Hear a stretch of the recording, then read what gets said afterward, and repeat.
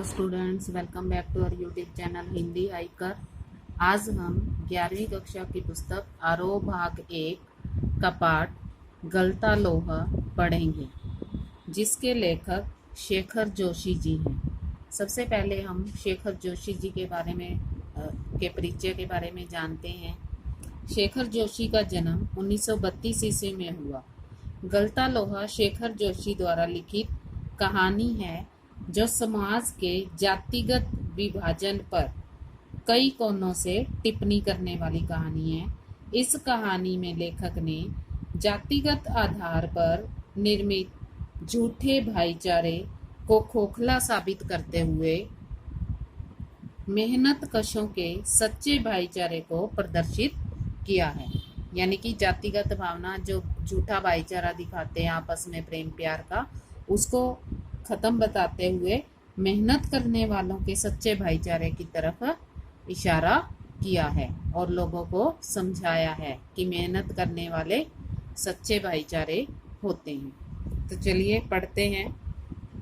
पाठ है गलता लोहा और लेखक हैं शेखर जोशी। मोहन के पैर अनायास ही शिल्पकार टोले की ओर मुड़ गए। अनायास मतलब अचानक, टोला मतलब समूह, शिल्पकार मतलब जो हाथ से काम करते हैं, हाथ की कारीगरी शिल्पकार। उनके मन के किसी कोने में शायद धनराम लोहार के ऑफर की वह अनुगूंज शेष थी।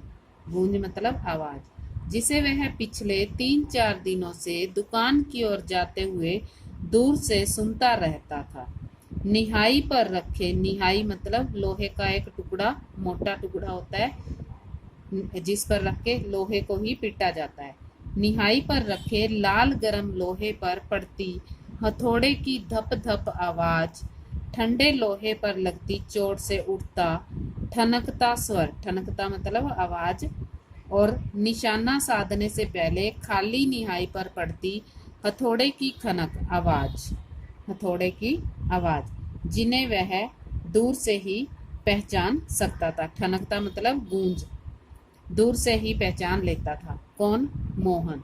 ठीक है, धनराम लोहार है और मोहन एक व्यक्ति। लंबे बैंट वाले हंसुए को लेकर वह घर से इस उद्देश्य से निकला था। हंसुआ मतलब घास काटने का एक औजार या दराती भी कहते हैं। अपने खेतों के किनारे उग आई कांटेदार झाड़ियों को काट छाड़ कर साफ कर आएगा। बूढ़े वंशीधर जी के बूते का अब यह सब काम नहीं था। बूते का मतलब वश का, वंशीधर मोहन के पिता। यही क्या, जन्म भर जिस प्रोताई के बूते पर उन्होंने घर संसार चलाया था, वह भी अब वैसे कहाँ कर पाते हैं।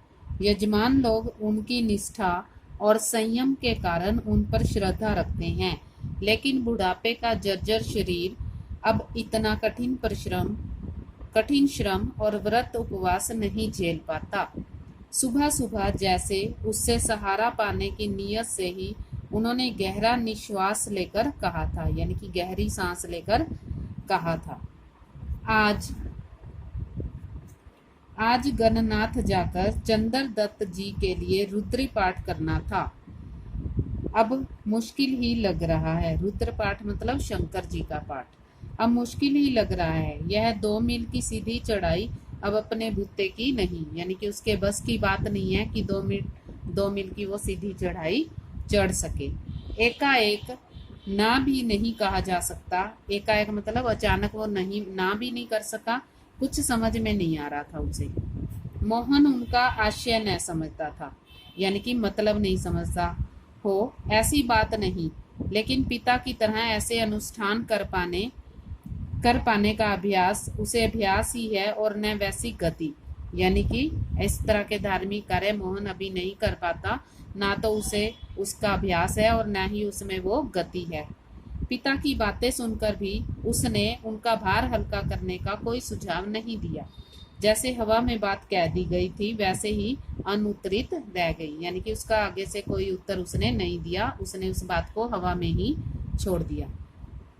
धनराम अपने बाएं हाथ से धोकनी फूंकता हुआ, धोकनी होती है लोहे की एक नली, दाएं हाथ से भट्टी में गर्म होते लोहे को उलट पलट कर रहा था और मोहन भट्टी से दूर हटकर एक खाली कनस्तर के ऊपर बैठा था। कनस्तर एक डिब्बा होता है, लोहे का पीपा, उसकी कारीगरी को पारखी निगाहों से देख रहा था। पारखी निगाहों से मतलब जिसको एक्सपीरियंस होता है, अभ्यास होता है, परख की नजर से। मास्टर त्रिलोक सिंह तो अब गुजर गए होंगे, मोहन से पूछा। वे दोनों अब अपने बचपन की दुनिया में लौट आए थे, यानी कि दोनों मित्र हैं, धनराम और मोहन, दोनों आपस में बातें करते हैं। धनराम की आंखों में एक चमक सी आ गई। वह बोला, माँ साहब भी क्या आदमी थे मास्टर साहब, अभी पिछले साल ही गुजरे हैं। सच कहूँ आखिरी दम तक उनकी छड़ी का डर लगा ही रहता था, यानी कि वो मास्टर जी से बहुत डरते थे। दोनों होकर हंस दिए। कुछ क्षणों के लिए वे दोनों ही जैसे किसी बीती हुई दुनिया में लौट गए। गोपाल सिंह की दुकान से हुक्के का आखिरी कश खींचकर त्रिलोक सिंह स्कूल की चार दीवारी में उतरते हैं। थोड़ी देर पहले तक धमा चौकड़ी मचाते मतलब शरारतें करते, उठापटक करते और बांज के पेड़ों की टहनियों पर झूलते बच्चों को जैसे सांप सूंघ गया है। कड़े स्वर में वह पूछते हैं, प्रार्थना कर ली तुम लोगों ने? यह जानते हुए कि यदि प्रार्थना हो गई होती तो गोपाल सिंह की दुकान तक उनका समवेत स्वर पहुंचता, सबका स्वर पहुंचता। त्रिलोक सिंह घूर घूर कर एक लड़के को देखते हैं, फिर वही कड़कदार आवाज, मोहन नहीं आया आज? मोहन उनका चहेता शिष्य था, पुरोहित खानदान का कुशागर बुद्धि का बालक, पढ़ने में ही नहीं गायन में भी बेजोड़ था। यानी कि मोहन पढ़ने में भी होशियार था और गाने में भी उसका मुकाबला कोई नहीं कर सकता था। त्रिलोक सिंह मास्टर ने उसे पूरे स्कूल का मॉनिटर बना रखा था। वही सुबह सुबह हे प्रभु आनंद दाता ज्ञान हमको दीजिए का पहला स्वर उठाकर प्रार्थना शुरू करता था। मोहन को लेकर मास्टर त्रिलोक सिंह को बड़ी उम्मीदें थी। कक्षा में किसी छात्र को कोई सवाल न आने पर वही सवाल वे मोहन से पूछते और उनका अनुमान सही निकलता। मोहन ठीक ठीक उत्तर देकर उन्हें संतुष्ट कर देता और तब वे उस फिसड्डी बालक को दंड देने का भार मोहन पर डाल देते, यानी कि जिस बालक ने सवाल का आंसर नहीं दिया वो उसे दंड मोहन ही देता। पकड़ इसका कान और लगवा इसके 10 उठक बैठक, वे आदेश देते। धनराम भी उन अनेकों छात्रों में से एक था जिसने त्रिलोक सिंह मास्टर के आदेश पर अपने हमजोली मोहन के हाथों कई बार बेंत खाए थे, यानी कि अपने साथी, हमजोली मतलब साथी मोहन के हाथों से कई बार उन्होंने बेत भी खाए थे, डंडे भी खाए थे और अपने कान भी खिंचवाए थे। मोहन के प्रति थोड़ी बहुत ईर्ष्या रहने पर भी धनराम क्रम से ही उसके प्रति स्नेह और आदर का भाव रखता था, उसे प्रेम भी करता था वो। इसका एक कारण शायद यह था कि बचपन से ही मन में बैठा दी गई जातिगत हीनता के कारण, हीनता मतलब छोटापन के कारण, धनराम ने कभी मोहन को अपना प्रतिद्वंदी नहीं समझा, अपना कभी दुश्मन उसने नहीं समझा मोहन को, बल्कि वह इसे मोहन का अधिकार ही समझता रहा था। बीच बीच में त्रिलोक सिंह मास्टर का यह कहना था कि मोहन एक दिन बहुत बड़ा आदमी बनकर स्कूल का और उसका नाम ऊंचा करेगा। धनराम के लिए किसी और तरह से सोचने की गुंजाइश ही नहीं रखता था। और धनराम वह गांव के दूसरे खेतीहर या मजदूर परिवारों के लड़कों की तरह किसी प्रकार तीसरे दर्जे तक ही स्कूल का मुंह देख पाया था। त्रिलोक सिंह मास्टर कभी कभार भी उस पर विशेष ध्यान देते थे। एक दिन अचानक ही उन्होंने पूछ लिया था, धनुआ 13 का पहाड़ा सुना। अब मास्टर जी उससे 13 का पहाड़ा सुनाने को कहते हैं। 12 तक का पहाड़ा तो उसने किसी तरह याद कर लिया था, लेकिन 13 का ही पहाड़ा उसके लिए पहाड़ हो गया था। 13 एकम 13, 13 दूनी 24। स्टॉप। एक सटी उसकी पिंडलियों पर मसाबने लगाई। मास्टर जी ने उसे एक छड़ी से मारने की आवाज आई। वह टूट गई। गुस्से में उन्होंने आदेश दिया, जा नाले से एक अच्छी मजबूत सटी तोड़ कर ला, फिर तुझे 13 का पहाड़ा याद कराता हूँ। त्रिलोक सिंह मास्टर का यह एक सामान्य नियम था। सजा पाने वाले को ही अपने लिए हथियार भी जुटाना होता था। और जाहिर है स्पष्ट है ये बात कि बलि का बकरा अपने से अधिक मास्टर के संतोष को ध्यान में रखकर टहनी का चुनाव ऐसे करता जैसे वह अपने लिए नहीं बल्कि किसी दूसरे को दंडित करने के लिए हथियार का चुनाव कर रहा हो। धनराम की मंद बुद्धि रही हो या मन में बैठा हुआ डर कि पूरे दिन घोटा लगाने पर भी उसे 13 का पहाड़ा याद नहीं हो पाया। यानी कि पूरा दिन उसने रट्टा लगाया फिर भी उसको वो पहाड़ा याद नहीं हुआ। छुट्टी के समय जब मसाब ने उससे दोबारा पहाड़ा सुनाने को कहा तो तीसरी सीढ़ी तक पहुंचते पहुंचते वह फिर लड़खड़ा गया।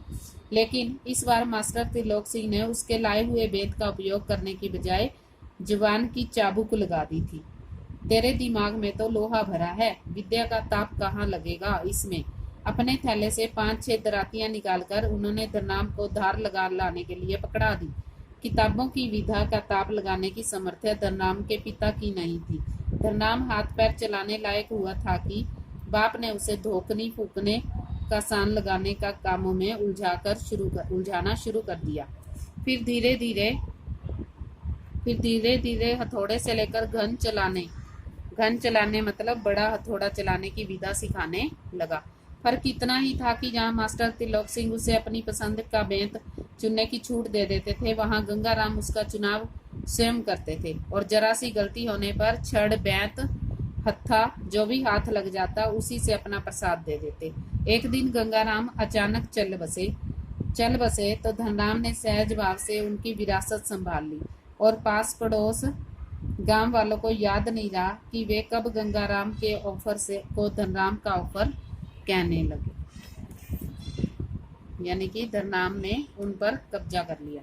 प्राइमरी स्कूल की सीमा लांघते ही मोहन ने छात्रवृत्ति प्राप्त कर त्रिलोक सिंह मास्टर की भविष्यवाणी को किसी हद तक सिद्ध कर दिया। अब मोहन ने छात्रवृत्ति प्राप्त कर ली जिससे उसका मास्टर त्रिलोक सिंह बहुत खुश हुआ। तो साधारण हैसियत वाले यजमानों की प्रयोताई करने वाले वंशीधर तिवारी का हौसला और बढ़ गया और वे भी अपने पुत्र को पढ़ा लिखाकर बड़ा आदमी बनाने का सपना देखने लगे। पीढ़ियों से चले आते पैतृक धंधे ने उन्हें निराश कर दिया था। दान दक्षिणा के बुत्ते पर वे किसी तरह परिवार का आधा पेट भर पाते थे। मोहन पढ़ लिख कर वंश का दारिद्र्य मिटा दे, यह उनकी हार्दिक इच्छा थी। यानी कि उनकी गरीबी को मोहन मिटा दे, यह उनकी इच्छा थी, दिल से इच्छा थी। लेकिन इच्छा होने पर होने भर से ही सब कुछ नहीं हो जाता।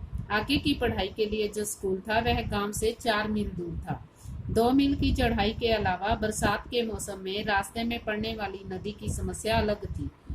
तो भी वंशीधर ने हिम्मत नहीं हारी और लड़के का नाम स्कूल में लिखवा दिया। बालक मोहन लंबा रास्ता तय कर स्कूल जाता और छुट्टी के बाद थका मांदा घर लौटता तो पिता पुराणों की कथाओं से विधा व्यसनी बालकों का उदाहरण देकर उसे उत्साहित करने की कोशिश करते रहते। यानी कि उसके पिता उसका हौसला बढ़ाते रहते। शेष अगले भाग में। अगर आपको ये वीडियो पसंद आती है तो इसे लाइक करें, शेयर करें और चैनल को सब्सक्राइब करें। साथ में दिए गए बेल आइकन को अवश्य दबाएं ताकि आपको अगली वीडियो का नोटिफिकेशन जल्द से जल्द मिल सके। धन्यवाद।